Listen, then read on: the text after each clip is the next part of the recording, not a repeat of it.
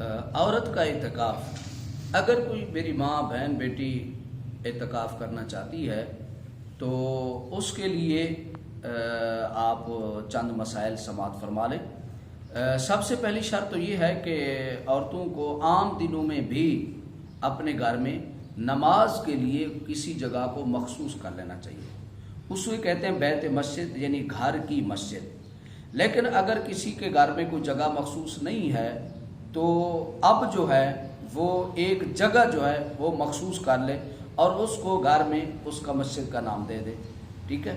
اس کے بعد یہ ہے اس کے لیے اعتکاف کے لیے شرائط یہ ہیں کہ وہ 20 رمضان المبارک کو، یعنی 20ویں روزے کو غروب آفتاب سے پہلے، یعنی افطاری سے وہ 10 منٹ پہلے وہ اس جگہ پر بیٹھ جائے گی۔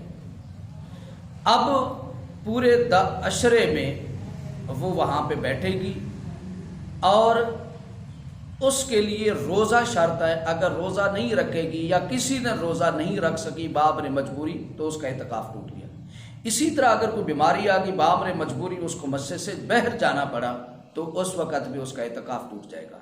اگر اسی طرح اگر ان دنوں میں عورت کے ایام مخصوصہ شروع ہو جاتے ہیں اسی وقت اس کا روزہ بھی ٹوٹ جائے گا اور اس کا اعتکاف بھی ٹوٹ جائے گا۔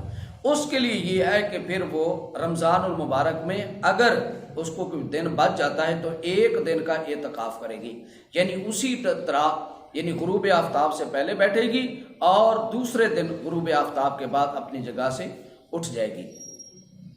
تو عورت جو ہے اپنی اس جگہ سے اپنی حاجت اصلی یعنی وضو کے لیے اور واش روم کے لیے، اس کے علاوہ وہ اپنی جگہ سے وہاں سے نہیں اٹھ سکتی ہے۔ اگر وہ وہاں سے اٹھے گی تو اس کا اعتکاف ٹوٹ جائے گا۔ ہاں اگر کوئی کھانا لانے والا تھا، گھر والوں کو سحری یا افطاری کے لیے اٹھانا پڑا، وہ نہیں اٹھ رہا ہے یا آواز دے دے تو اس صورت میں وہ اس کو اٹھا سکتی ہے، وگرنہ اس کی وہی جگہ ہے وہاں سے وہ کسی بغیر حاجت کے نہیں اٹھ سکتی ہے۔